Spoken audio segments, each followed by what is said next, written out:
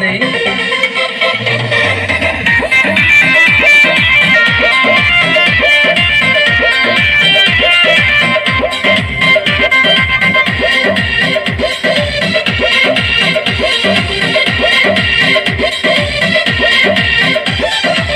चलो ना जानू आज पटना घुमा दूं, चल के बजरिया में शॉपिंग करा दूं। बाबू ना सुनो, क्या बात है? चलो ना जानू आज पटना घुमा दूं, चल के बजरिया में शॉपिंग करा दूं। चढ़ब न फेरू सफरिया